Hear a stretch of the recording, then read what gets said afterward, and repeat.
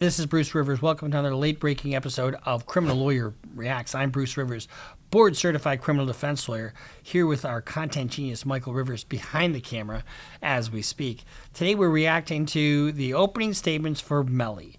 Now let's talk a little bit about Melly, but before we do that, this is brought to you by eSign.com. eSign.com, a very effective way to remotely do business.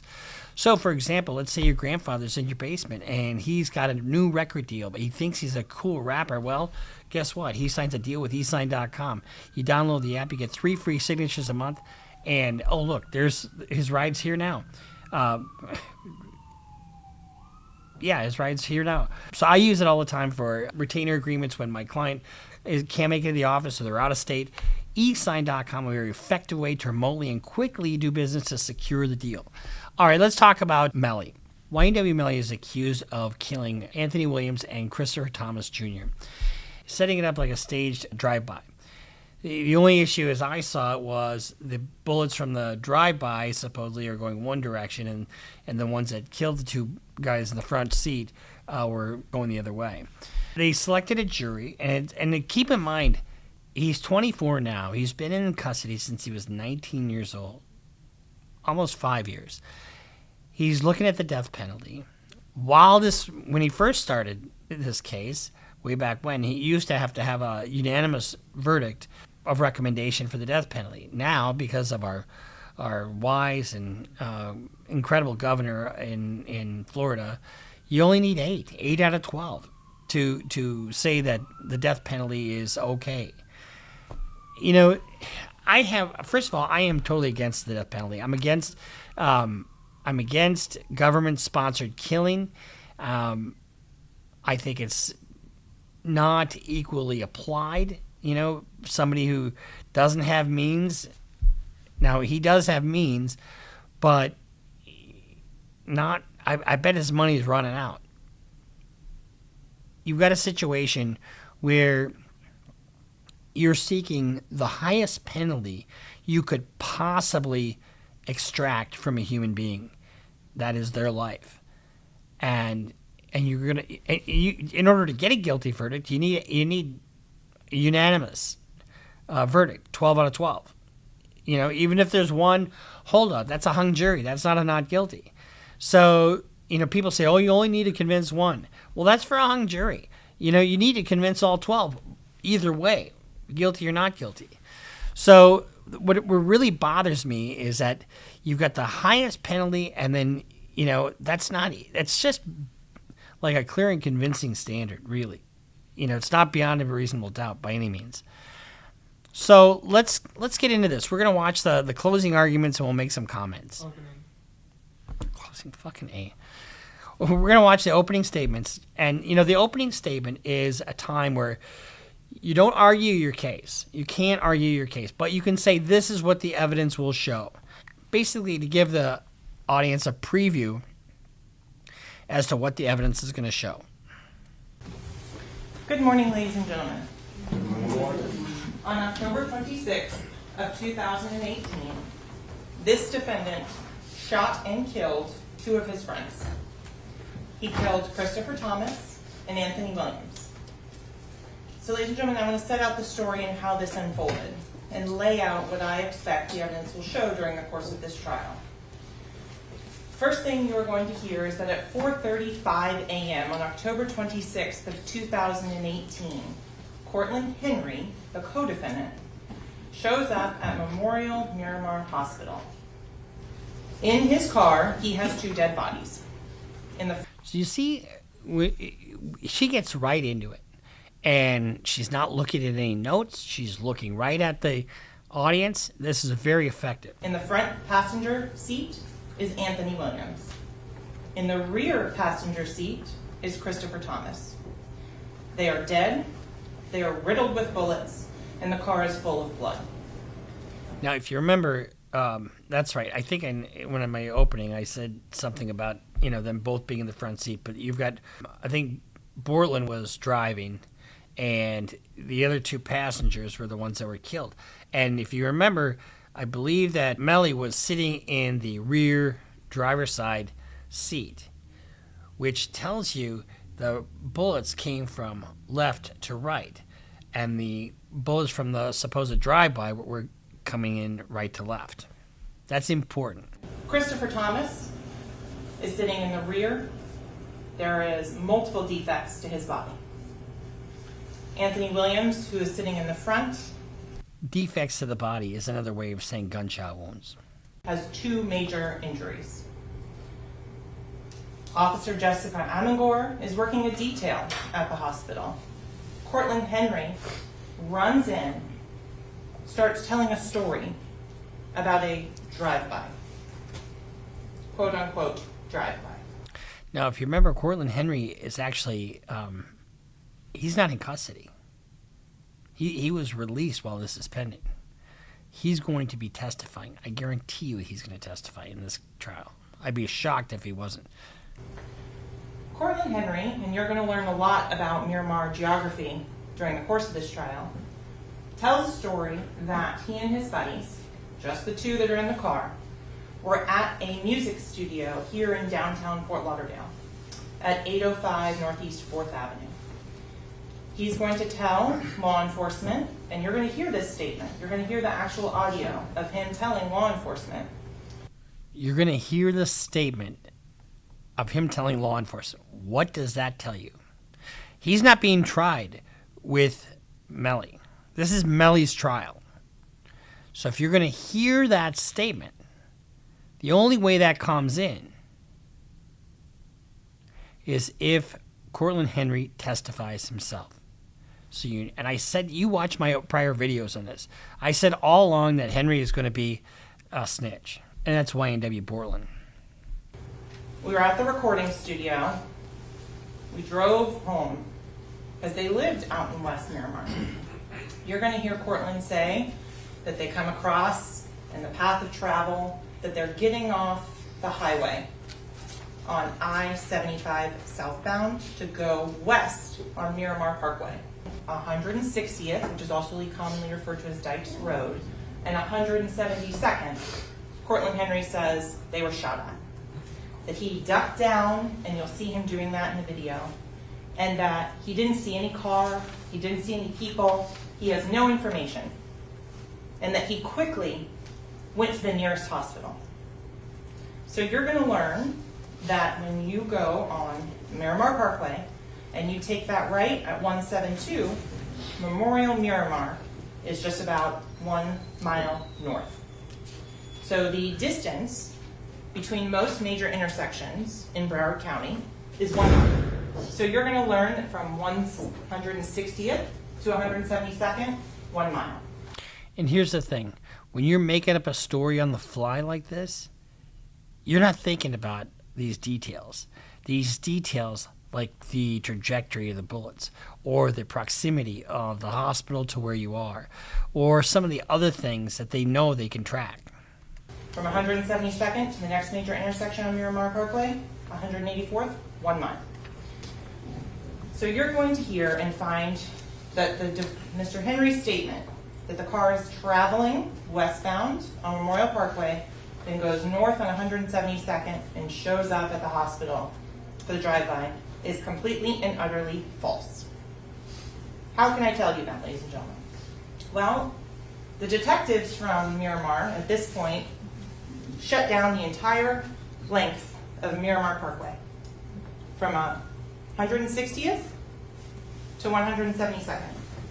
And they sit and they walk side by side for an hour, that mile-long stretch, looking for evidence of this drive-by.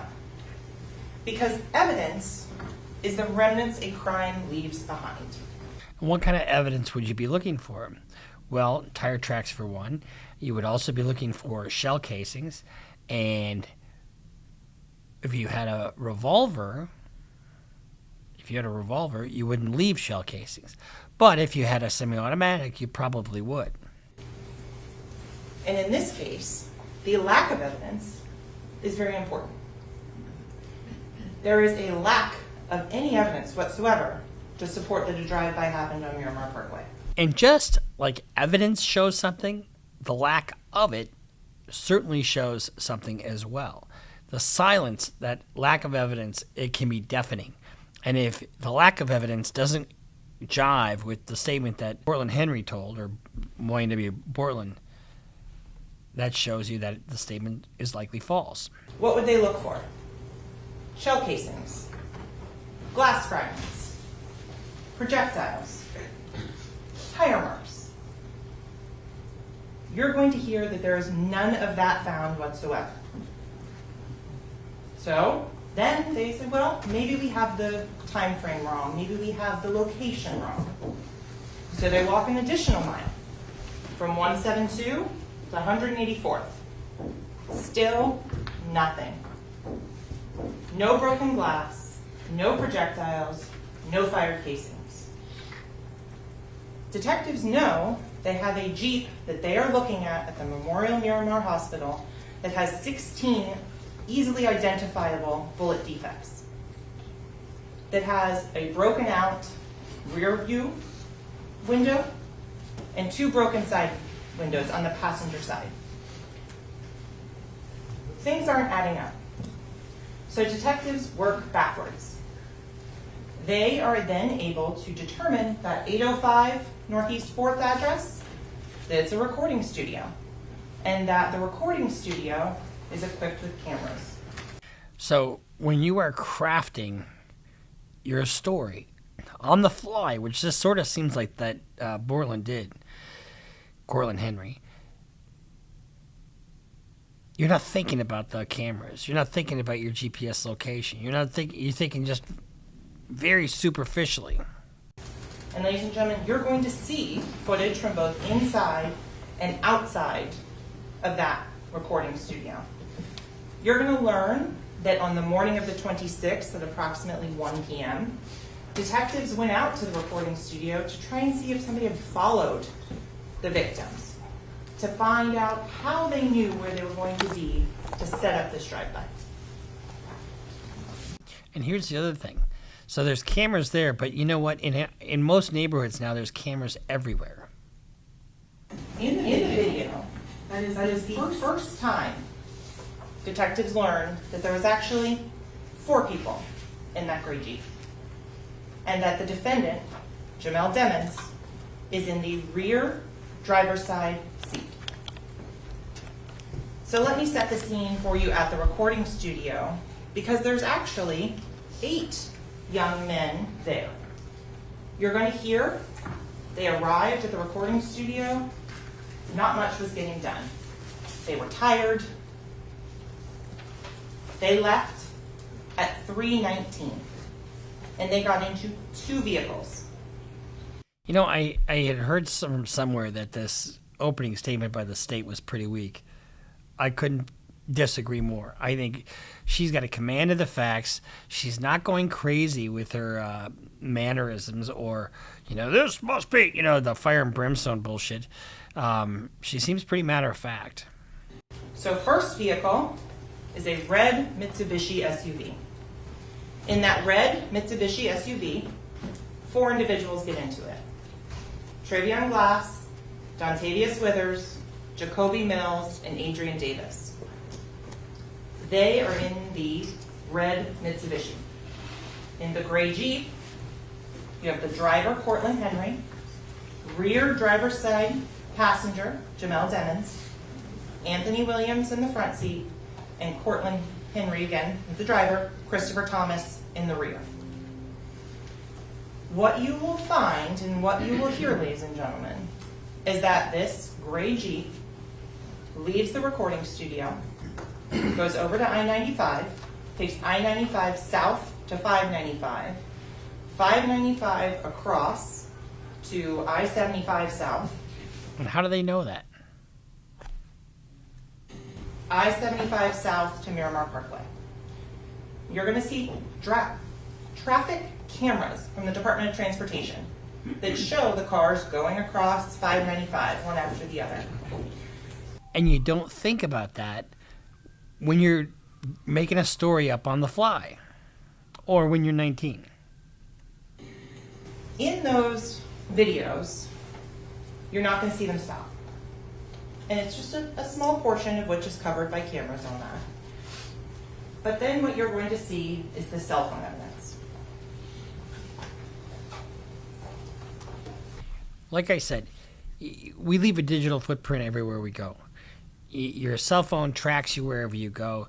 The cameras are, and they're super accurate. Like, I mean, the GPS is within a block or two, if that. The cameras are, just more corroborative evidence of what's going to be highlighted on the cell phone tower records. The digital leash. The item that is carried around in everyone's pocket, in everyone's car, you use on a daily basis. Because you're going to see, as Jamel Demons leaves that recording studio, he's got his phone in his hand, and he's playing on this phone. You're going to see on that phone information that Anthony Williams had his phone with him.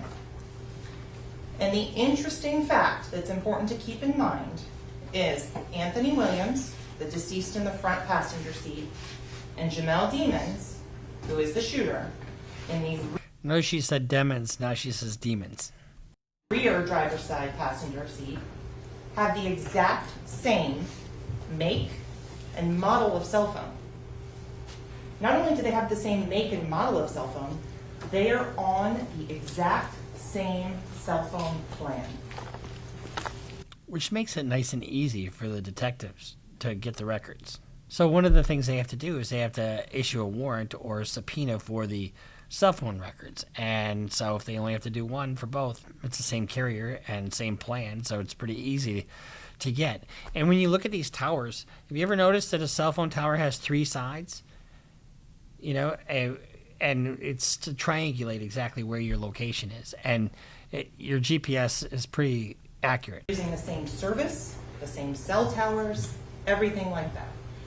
So you can compare the information from those 2 cell phones and see how they track together.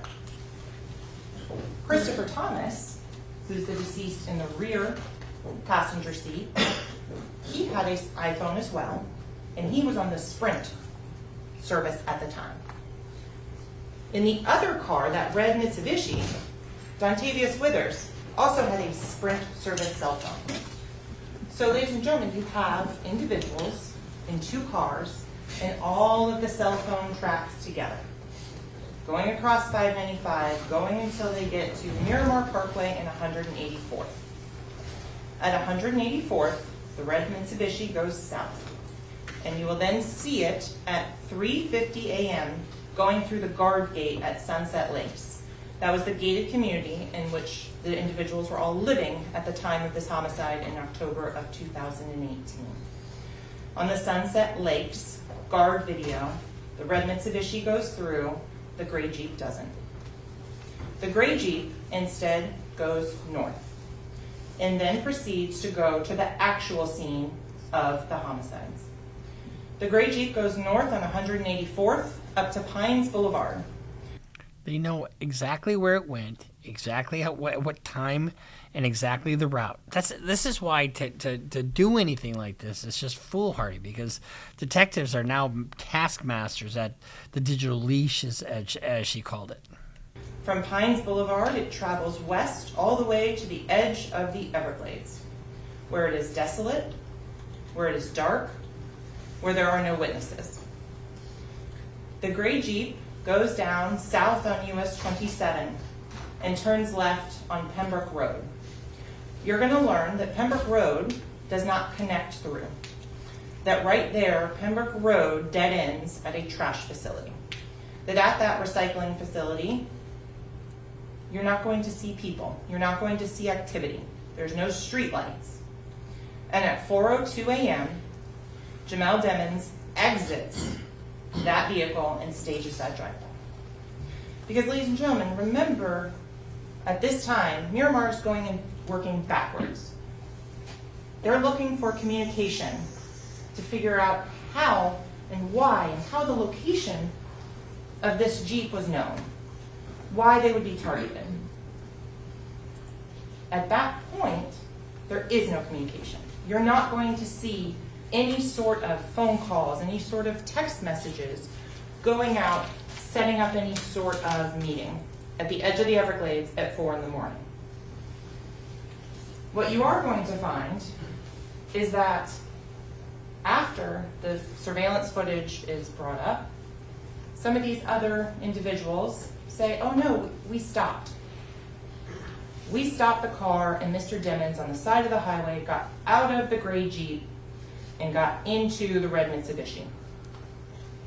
But ladies and gentlemen, it's important to know and look at the details, because the details don't match up.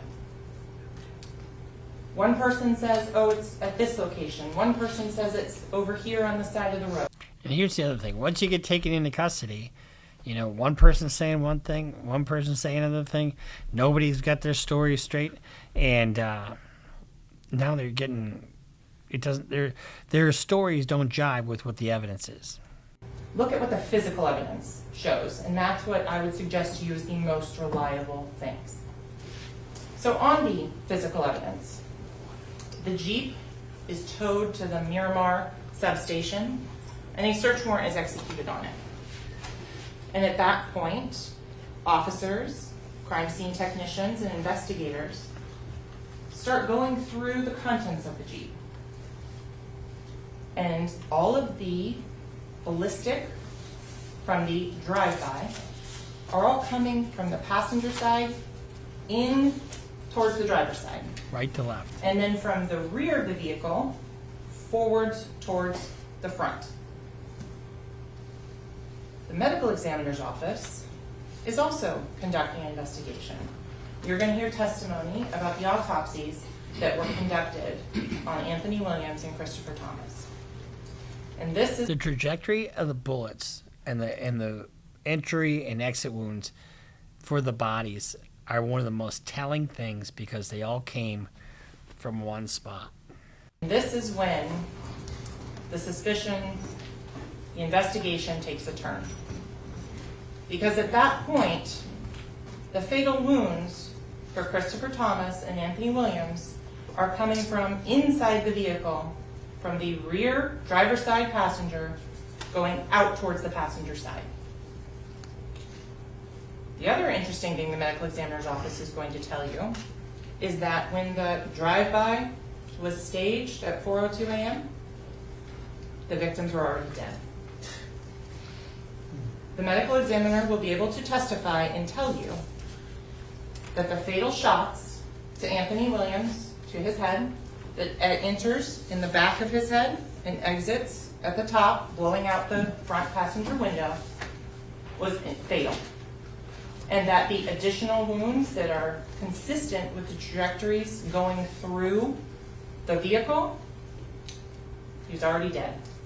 They are post-mortem inflicted gunshot wounds. How do they know that?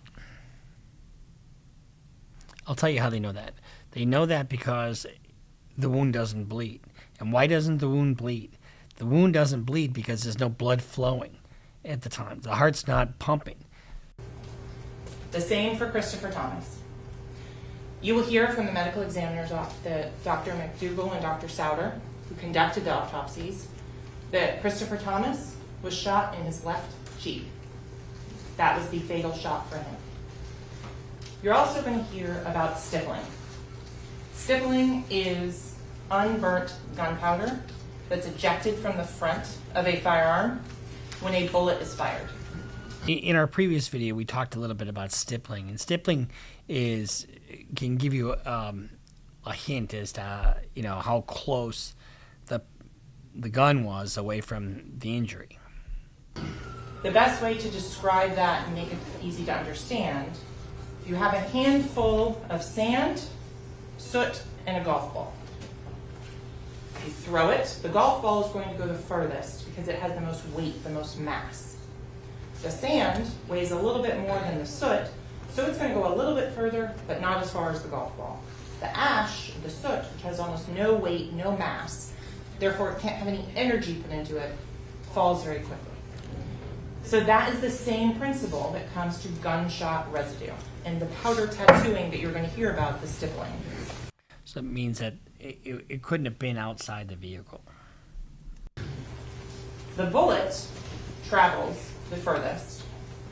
The gunshot residue, the powder tattooing, the stippling, creates a pattern. And from that pattern, the medical examiner's office can give an approximate distance. Why can they not give an exact one? Because their firearm in this case was never recovered. Law enforcement made diligent efforts to go and dive multiple canals, search multiple areas, apartments, storage units. They were never able to find the firearm.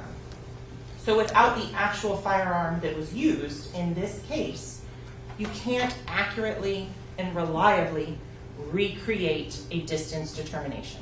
This issue probably would have been litigated beforehand to limit the testimony of the medical examiner on that issue. So when she's saying you can't reliably tell, that is definitely going to be something the defense is going to harp on.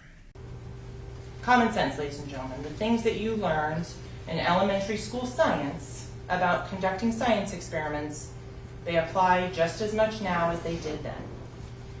You have to minimize the number of variables. That's the only way to get an accurate experiment. So if you don't know the type of gun, you can't minimize the variables to get that distance determination. But they do have the caliber. So what you're also going to hear is while law enforcement is going through that Jeep, they find one spent shell casing. And if the shots were fired from outside the vehicle, you would not expect to see a shell casing inside the vehicle. For a .40 caliber firearm. Why is that important? That shows a gun was fired inside of that car. So we know that more than one shot was fired inside the vehicle, right? And so where are the other shell casings? So that is going to be an issue of contention for the defense. And one would argue that, they concocted this story and they tried to clean it all up, but they missed one. You're going to hear that at once the location of US 27 and Pembroke Road was discovered, law enforcement goes out to that area as well. And there they locate an additional 8 shell casings, .40 caliber. But the interesting thing about that is that doesn't happen on October 26th of 2018. This happens on November 21st, almost a month later. Because that's when law enforcement gets the reliable cell phone tracking data that they use to determine that's the area that they need to be searching. So they use that tracking data. They go to the scene where, they follow the steps or the path. They find these shell casings. And one of the things that they're going to do is look at, where it was struck on the firing pin. That will give you, I think they can tell you that it's been fired from the same firearm. Because at that location is where the cell phones of Christopher Thomas, Anthony Williams, and Jamel Demmons all line up at 4:02 a.m. That point, afterwards, Mr. Demmons' phone tracks with the 2 victims until about 4:20. So 15 minutes before Cortland Henry takes the victims to the hospital. During those 30 minutes, you're going to hear as to where the path went. You're going to hear that law enforcement then searched that path again looking for trace evidence, such as firearms. They didn't find it. But you're also going to hear that Jamel Demmons, on the side of the road, made a FaceTime video chat. Remember what I said about self-snitching? At that point, he starts setting up the story. He FaceTimes his girlfriend at the time, Mariah Hamilton. Mariah Hamilton gets the phone call and screams, waking up her mother, Felicia Holmes. Felicia Holmes also sees the defendant, Jamel Demmons, on that FaceTime video call. And you're going to learn, ladies and gentlemen, that that's a data event on a cell phone. that it's not a call for the purposes of the cell phone companies. It's using data, accessing the internet. Felicia Holmes and Mariah Hamilton see Jamel Devins outside, and he is saying he's just been involved in a drive-by, and he thinks Anthony Williams and Chris Thomas are dead. So what you're also going to find out is while Mr. Devins is out there on the side of the road, 4 in the morning, 4:42 specifically, he sends a drop pin, digital homing beacon, to his current location to one of his friends, Frederick Givens. Frederick Givens is also involved in the music industry, and he asked to be picked up. Frederick Givens, then, about 11 minutes later, is sent another drop pin where Mr. Devins has moved a couple of meters. So these are, the reason this is important is because the drop pin, the Facebook call, the cell tower records, the videos, it all fits together and creates a picture. What you're going to find out as well, though, is these digital leashes, they have more than just phone calls, accessing the internet. They have health data. So, ladies and gentlemen, you're going to find and hear and be able to see the videos at the recording studio and see Mr. Devins taking steps. Lo and behold, look at the health activity data, a pedometer, a step counter, that's what it is. 70 steps. Then you're going to see at 4:02 a.m. another 70 steps. Down to the flipping steps. Then at 4:42, the time frame in which he's sending that drop pin to 4:53 a.m., you're going to see 1,397 steps. You will see this data showing the defendant had the phone and was using it. And so all this data from the phone is it's just a treasure trove for the prosecution of data, right? It's also really, let's say he didn't have his phone with him and it was somewhere and it was inactive for a while. That can be just as powerful. So, ladies and gentlemen, one of the things that I have to prove is the defendant committed the crime. And to do that, the state intends to show the evidence that the phone was there at the murder scene, and there were no other phones there. There is no one else out there at 4 in the morning. So to do that, the state has to convince each and every one of you that this was the phone of the defendant. You'll see in the messages and the contents of those messages him identifying himself. This is Melly, giving out that phone number to multiple people as being his phone number, 772-713-9807.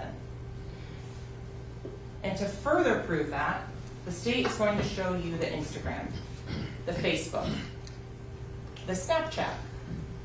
Because contrary to popular belief, Snapchat doesn't disappear. And detectives were able to write a search warrant and get contents of Snapchat. So whether you have Snapchat and you think it's gone, it ain't gone. Whether you have a picture on your phone, you thought you deleted it, it's not gone. Everything is permanent, a lot more permanent than you might think it is. And there are things that are there, and there are things that are not. And so, ladies and gentlemen, specifically, the Instagram, the defendant, during the course of the months of October of 2018 through December of 2018, gives out his phone number 15 times. Says, "This is me," and all during the same time frame of October 26th of 2018, he's giving out that phone number. And isn't that hearsay? No, it's not hearsay, because if he's giving it out, it's a statement of a defendant or a statement of a party opponent. So one of the other elements that you heard about initially was that this was committed by a criminal gang member in furtherance of a criminal gang. So what you will learn from the evidence. The reason that's important, the crime for the benefit of the gang, is because that is what they are relying on for the death penalty. So in order for them to get the death penalty, they have to prove that one of the enhancements, and the enhancement that they're using here is it's a crime for the benefit of a gang. From the Instagram, from the private messages, was that Jamel Demons is a member of the G Shine Blood set. This is not a stage personality. So let's just back up just a second so you can see what this trial is going to encompass. Forensics, obviously. Police work, obviously. Testimony of co-defendant, YNW Borland. You've got cell phone experts. And now you've got gang experts. This is not an actor that's playing a character. This was his real life. Ladies and gentlemen, you will see that as soon as October 24th, 2 days before the homicide, Jamel Demons is learning the oath of loyalty to the G-Shine Blood set. You're going to see things in these messages that will be indicative of blood membership. For example, anytime a word would normally be spelled with a C, as in Charlie, they don't use that. They replace it with the letter B. So instead of saying, I'm at the crib, they say, I'm at the brib. Why, ladies and gentlemen? Because C is associated with cribs. B is for bloods. So if you look That's why you have YNW Borland, not Cortland. through all the messages, you will notice time and time again, Jamel Demons is dropping C's and using B's. And you're going to see pictures, you're going to see videos of the defendant doing something called stacking, which is a way to show a gang affiliation and to broadcast it to the world. And this is not just in music videos. This is not just in lyrics, because we're not going to get into that. That's artistic expression. Wow, that's artistic expression. So they're not going to use murder on my mind, murder on my mind. I got murder on my mind. That's not why we are here today. We are here because the defendant murdered 2 individuals. So in summary, the last thing I want to tell you that the evidence will show is that in the Instagram, because the defendant had a moderate social media following at the time of these events, Moderate. people are reaching out to him. Some fans, some friends, some associates. You'll see on October 26th, after about 8 a.m. in the morning, Eastern time, multiple messages are coming in. Messages are coming in from individuals checking to see if he's okay, if he's been injured in this drive-by. If it's true that Anthony Williams, who's also sometimes referred to as Sack, and Chris Thomas, who is referred to as Juvie, are really dead.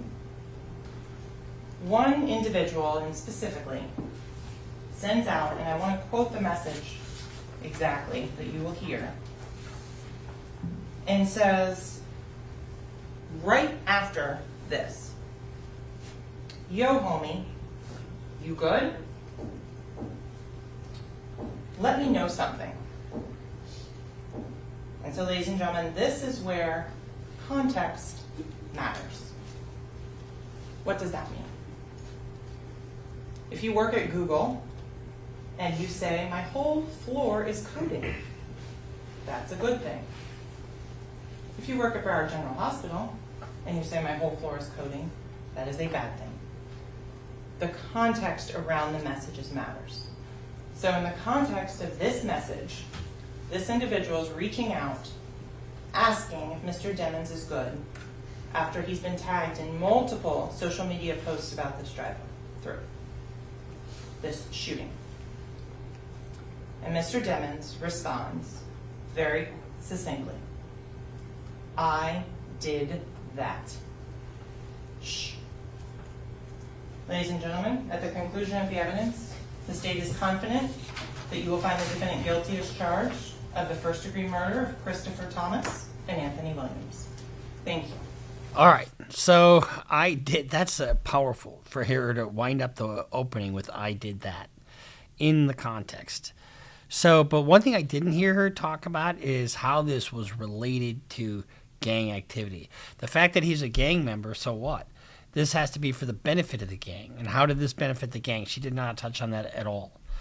So this has just been part one of our reaction to the opening statements for YNW Melly. Part two will come next, and we'll analyze the defense. We'll see you next time here on Criminal Lawyer Reacts. I'm Bruce Rivers with our content genius, Michael Rivers, as always, behind the camera and behind all the ideas on our channel. We got to give him a shout out and give him the credit where credit is due.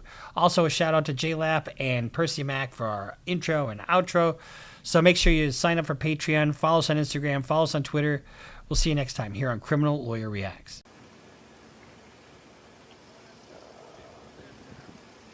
So we had the picture of that. I got that. Okay, and then this. I'm still just absolutely perplexed how this rooftop was left unattended. I guess it's really not that hard to guard this area once you got a dead body on there. But I guess before the dead body, pretty hard to, get up on that rooftop and figure out what the you got to do. I mean, look at this. They're not having any trouble. It's a slanted roof. Oh, yeah? So what does that mean? I mean, look they're not having any trouble standing on that roof. She had 30 years in the Secret Service, and she was retired, or almost 30 years. She was retired, and she came out of retirement to be the director.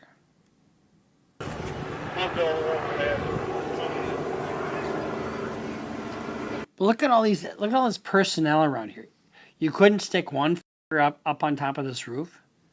You couldn't put one person on that roof. So whose fault was that? Is that the local police? Is that the county sheriff? Is it the fire department? Is it the ambulance? Is it the Secret Service? All for what? For nothing. Our country doesn't need this. Honestly. We need more togetherness. We need more working together, even though we might disagree. But guess what? If we disagree and we're in the same foxhole, do you think I give a shit that you're a Republican or that I'm a Democrat or vice versa? I mean, no, because what are we? Before we're any labeled political party, what are we? We're Americans, right? And that's just who we are. And that's who we need to return to that. Hi, this is Bruce Rivers. Welcome to another fun-filled episode of Criminal Lawyer Reacts. I'm Bruce Rivers, your very own personal, by being personal, I'm a personal board-certified criminal defense lawyer for you, and you know who you are. Today, we are joined, as always, with our content genius, Michael Rivers, behind the camera and in front of the camera. Isn't that strange? So Michael Rivers is today put in front of us the body cam footage from moments after Trump assassination attempt. Now, everybody knows that I'm fairly liberal, and I think that women should have the right to choose, and that I think that the government shouldn't spend more than they have. And I believe in guns, and so I'm kind of all over the place politically. But one thing I am not all over the place on is whether or not these Secret Service f***ed up on this particular day. So I haven't seen this camera footage, but let's just take a look at it. But before we do, this is brought to you by eForms.com. eForms.com is a very effective way to protect anybody that's in your basement from whatever ill awaits them. For example, if you have a former Secret Service agent who is also your grandma and she's living in the basement because she f***ed up on a security detail, well, what do? You get her eForms.com because she can't go outside. She needs a power of attorney. If you need a power of attorney, you need a bill of sale, you need a rental agreement, whatever you need, eForms.com has it. And it's an easy way to get something done to protect yourself. Because if it's in writing, you can't argue with a written document, right? So go to eForms.com to protect yourself and avoid the high cost of a lawyer. eForms.com. All right.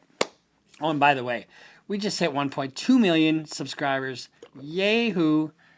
So thank you guys for all your support. We keep growing. And we had a TikTok that we put out there yesterday on the Massey.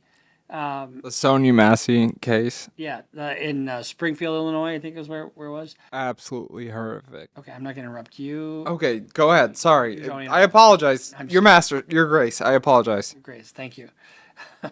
No, but we put out a TikTok, and it went viral. It went like to 10 million in a day. So make sure you subscribe if you're a new person on the scene, on the CLR scene. And this is a scene, you know. If you're a new person on the scene, subscribe. Follow us on Instagram. Follow us on Twitter. And follow us on Facebook. We're trying to blow Facebook up a little bit. So let's get right down to this fiasco called a. Let's just watch the body cam footage. Let's see what they saw. This is a shout out to Police Activity. That's who posted this originally. So make sure you give them a little love, and we just got to make sure we credit them for the work that they do. So thank you. Yeah. These things are always a little funky to watch because, you know, you get the jerky motion and that kind of stuff. But this gives you a bird's eye view of what the people on the ground saw.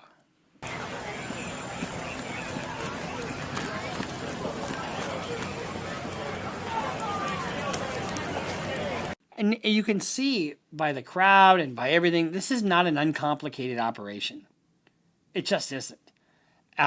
You've got Secret Service, you got military, you got local PD, you got ambulance, you've got, you know, a lot of specialists, a lot of people to coordinate. So it's not an uncomplicated operation.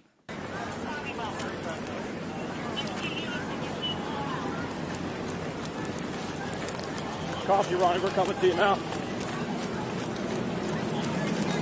Now, I don't know. Let's see.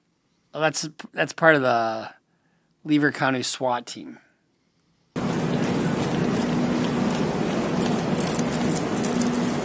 So you got SWAT already there from the Secret Service and from the county sheriff.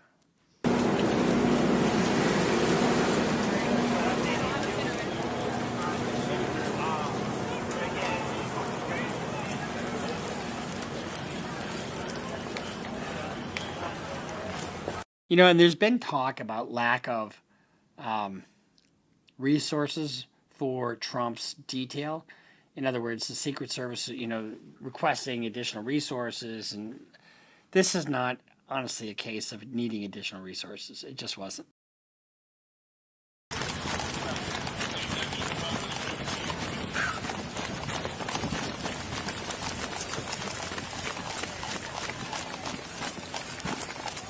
Right behind you, Michelle.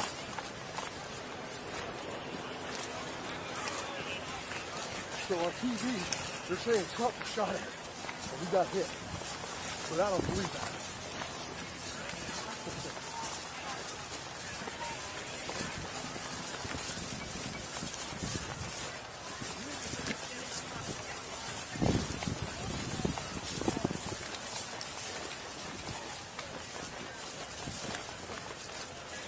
So this looks like it's probably the aftermath.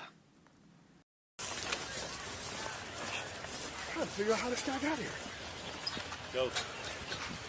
Go. You're gonna have to take that bag off. I'm not fit. Well, we're in 50. You will. You guys gonna fit? I don't know. We'll make it happen. Hold on, Rich. Go. Yeah. You ever see Rambo when they had the Weekend Warriors try to take him on? That's what this kind of reminds me of. Yeah, I can get through there. Yeah, we need 12 cutters. Yeah, what's the thing? Watch your face. Go ahead, Michelle. Let's go. You got this.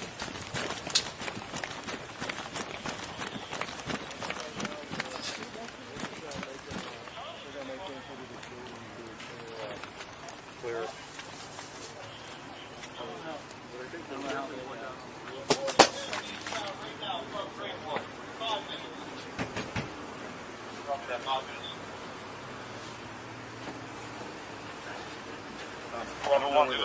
Operators are. I think they're on the roof. Is that where the dude is too? Yeah, he's up there too. Do we have ladders anywhere? So the ladders are en route. So the operator suffered lacerations in their hand from climbing up on the. So like we might need minor stitching. Okay. Can't confirm life status on the mail, but let's get our operators take care of first. So my understanding is that this guy set up his own ladder that he bought that morning, and it was like in between kind of two walls, so it probably wasn't all that visible. But this is this was a command headquarters. I mean, this wasn't like a. I mean, this was a command center of some kind. One second. You know how awkward ladders are to carry, right? And that was a big fucking ladder, probably at least 40, 60 pounds. I don't know how big the ladder was, but you think that would be a little bit suspicious if somebody just kind of was walking up with a ladder to get on top of a roof? So how we got up, next corridor over. Okay. Right, just like little, you'll see all the handprints on the was. Behind two pine trees and pop a ladder up. The suspect is directly above us. So the ladder's going to be coming over here? Yeah. They went right in the backside. So that corridor down there? Yeah, it's right between the little pine trees.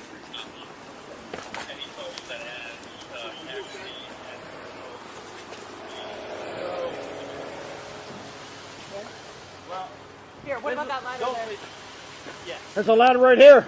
And you heard that he had some internet searches, like about Lee Harvey Oswald and that kind of stuff.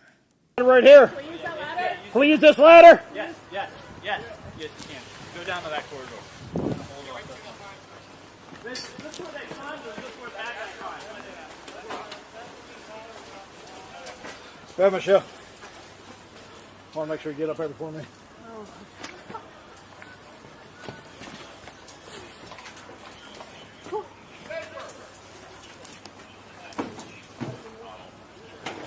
Thanks, brother. Yep. There's a small roof in the middle. If you're standing on the stage to the right, if you're out in the crowd. So this is the rooftop where the shooter was. And there's a ladder there. I mean, how in the hell was that missed? I mean, it's not like there's a whole shit ton of rooftops in this area. If you're out in the crowd looking at the stage to the right. Yeah. He was on a roof outside of the fence. You need anything, brother? No, I need to take a break. All right.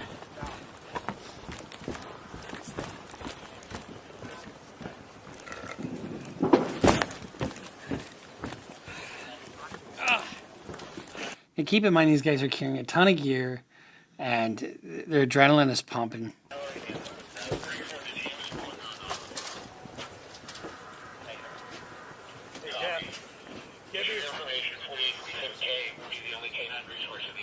We need to set up a solid perimeter around this building, okay? Because we're gonna have to gain access and clear it out. Watch out for shell casings. So, this young man, 20 years old, last name Crooks, gave his life so he could try to shoot the president, our former president of the United States. I mean, that's what you have to do in order to do that. I just can't even imagine it. 2, 3, 4, 5 right there. Limit who comes up here. No more guys up here. Cope, give me a solid perimeter.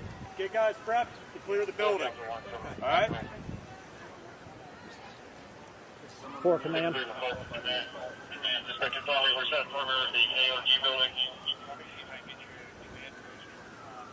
For command.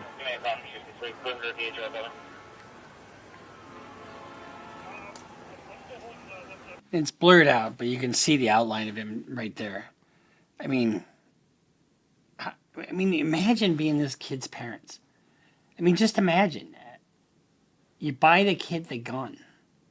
You remember the parents in Michigan? They bought their kid gun and ammo. Why is this any different than that? Honestly.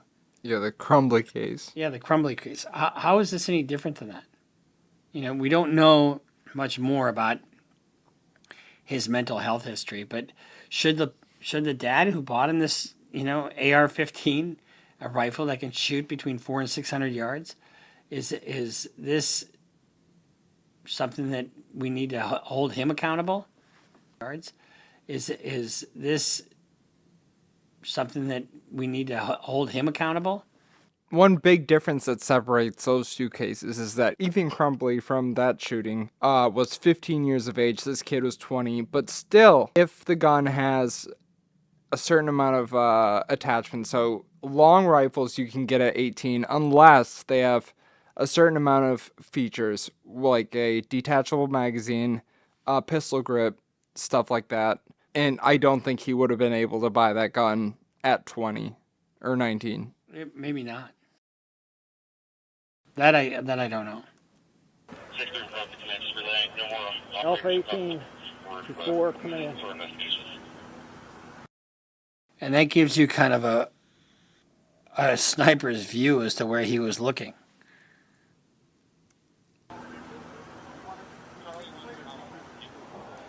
Four Delta.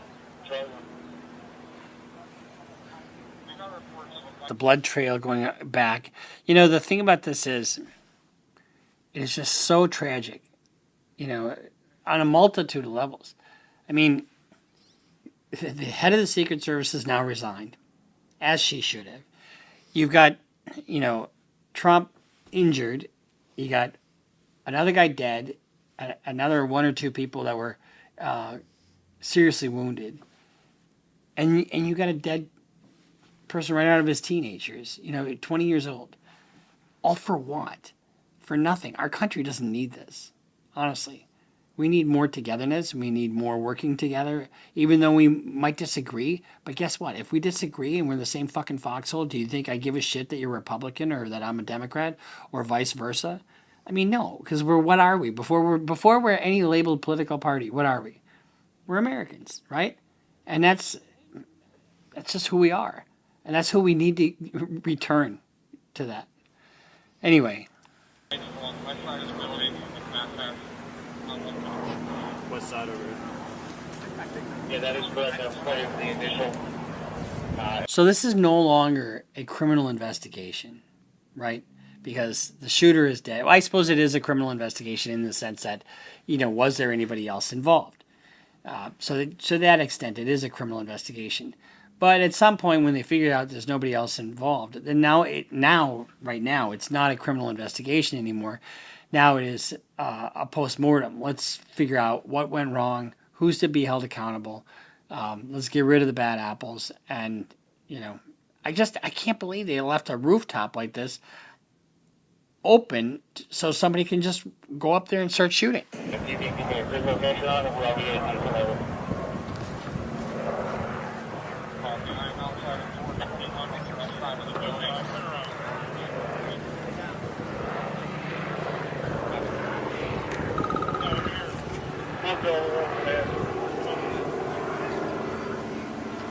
But look at all this personnel around here. You couldn't stick one fucker up on top of this roof. You couldn't put one person on that roof.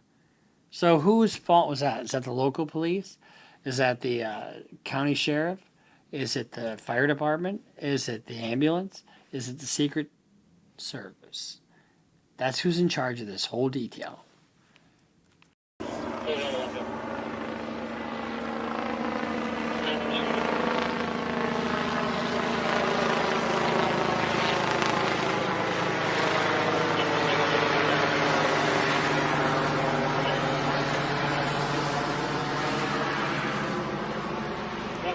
Tom Shane.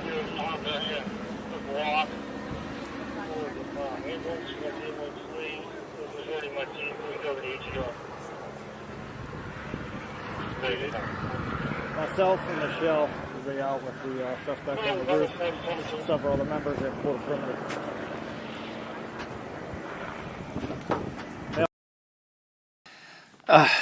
It's hard to put into words what these guys are, you know, and here's the thing, these first responders, you know, when they see this stuff, it sticks with them. You know, you don't think that they don't get PTSD from seeing this kind of stuff, or firefighters pulling kids out of a burning building. You know, my dad used to always tell me that he never got used to taking kids out of a burning building as a firefighter. And so, you know, and when you're a cop and you see either kids wounded, or in this case, he's basically a kid, you know, you don't, it's like, well, try to make sense of this.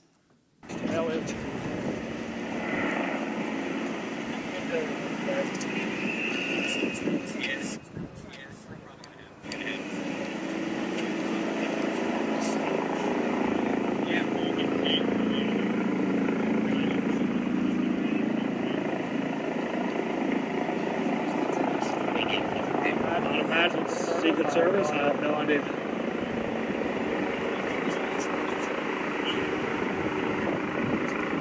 And I don't know if this is true or not. So, I mean, some of what I say about the particulars about the inner workings of the departments themselves. You know, the sheriff and the local police, they have their channels that they work on, right? But it doesn't really equate to what the Secret Service has, you know, because I don't think they necessarily coordinate. I know they coordinate, but they don't. There's an issue with their coordination. I do want to show you because what I had told you was correct. You know, Citadel, the big fund, they were the ones that put that call right the day before. $1 billion later. Conspiracy?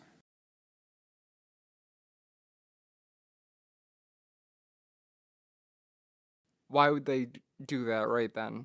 I don't know. It's got to be they put this 20-year-old up to this. And then he's dead, and then there's no questions. Oswald. Same. It's in the playbook, but they didn't hit their man. Oh,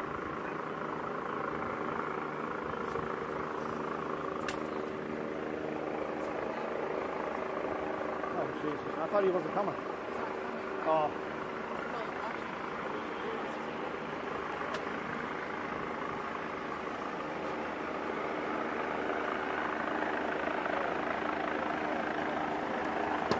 I guess it's really not that hard to guard this area once you got a dead body on there. But I guess before the dead body, pretty hard to, you know, get up on that rooftop and figure out what the fuck you got to do. I mean, look at this. They're not having any trouble. It's a slanted roof. Oh, yeah? So what does that mean? I mean, look at, they're not having any trouble standing on that roof. Yeah, no one up there. Give me a fucking break. Everyone's standing up there just fine. 30 years. She had 30 years in the Secret Service. And she was retired. And then, or almost 30 years. She was retired, and she came out of retirement to be the director.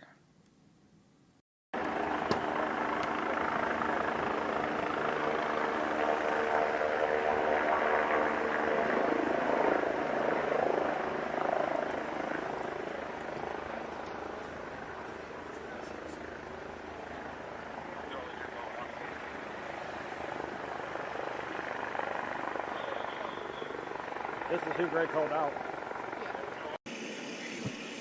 So now we're going to watch the Secret Service come up and do their little thing.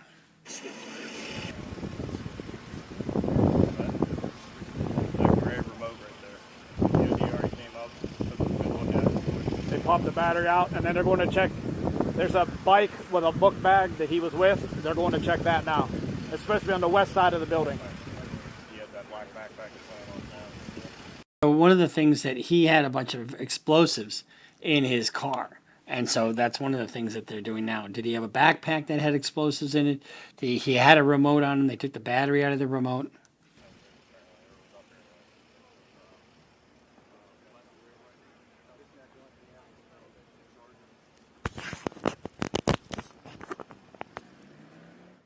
So we don't know. So this is the guy that Yes, that they sent yes, Beaver County Sniper seen and sent the pictures out. This is him. Okay. All right. Rifle's right there, obviously. Got it.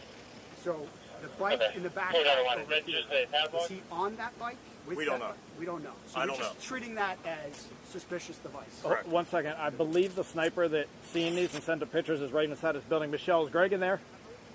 All right, so if you go to that window that's open and yell for Greg, that's the sniper that sent the original pictures and seen him come from the bike and set the book bag down and then lost sight of him. Okay. He's the one that sent the pictures out. I don't know if you got the same ones I did. I think I did, yeah. He's like got his glasses on and he's...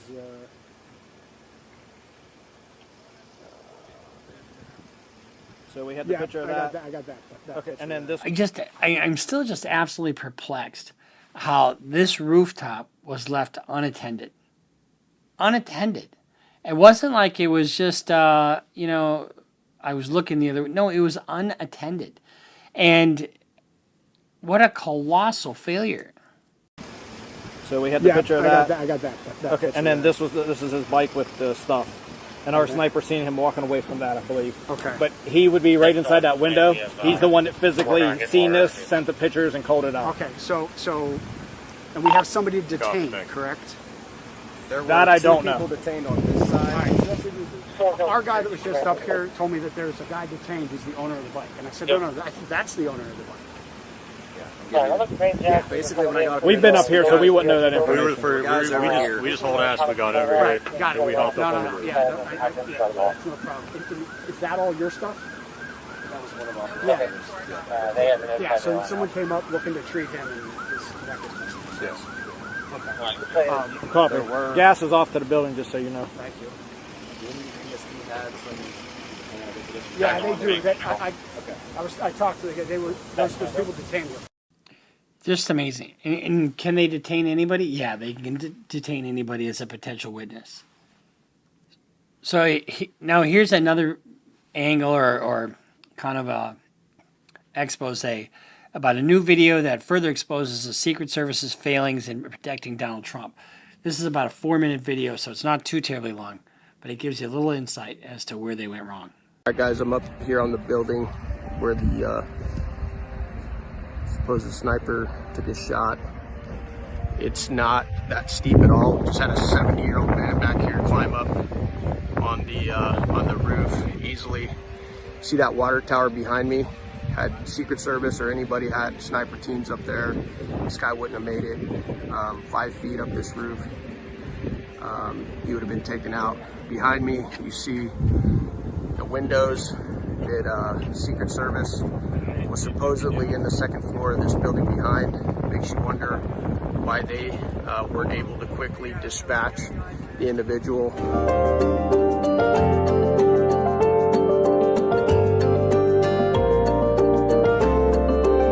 You know, it's not like this is really rocket science. I mean, it's just Secret Service Presidential Protection 101. Monitor the fucking rooftops. I mean, does it seem, is it me or does that just seem so fundamental that, you know.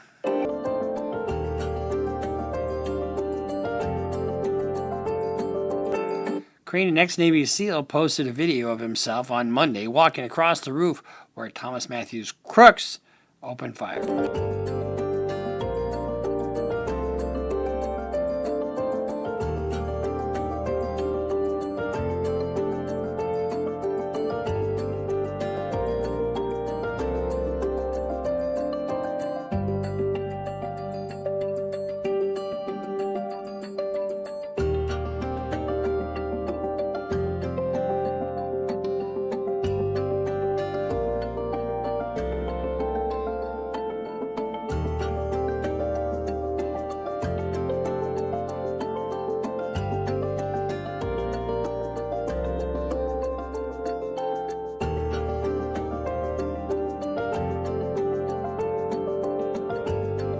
So, what does that mean? Does that mean that there's a conspiracy?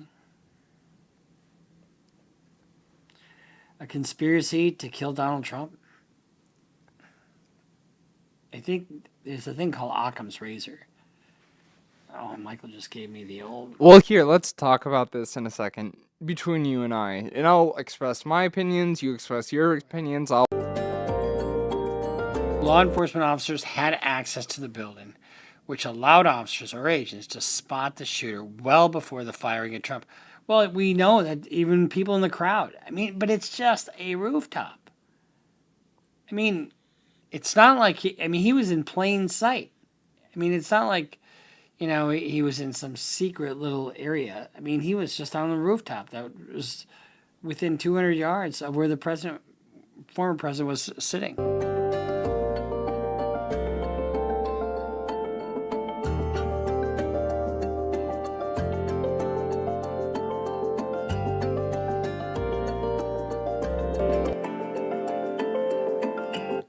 So, you know, makes you wonder how on earth they allowed the shooter to access the roof, let alone crawl up it and fire several shots.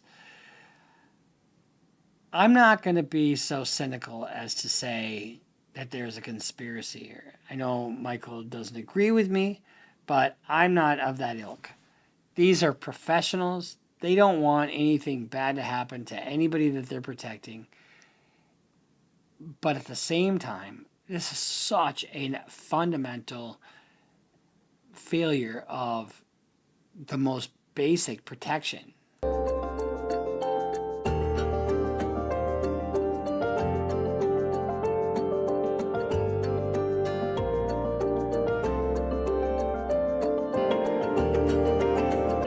There was no question that the rooftop wasn't secured. And this little pimply-faced 98-pound weakling, I just can't even get over what the fuck he did and how he was allowed to do it. The site where the shooter was, as you can see, I'm a 70-year-old man, and this roof is not a big deal. So for somebody to tell I think it was just laziness and it was just overlooked. But I mean, it shouldn't have been. Right here. So, U.S. asset manager shorts Trump stock a day before assassination attempt. They put $1 billion on a put. So, this is what's called an option. Options are bets on a stock. They can amplify the money by crazy amounts more than if you just bought a stock, correct? $1 billion that DJT on the NASDAQ would go down to a certain point the day before his assassination attempt. 12 million shares of DJT with a put option. Filing date is 12. Yep. Maybe they were in it together.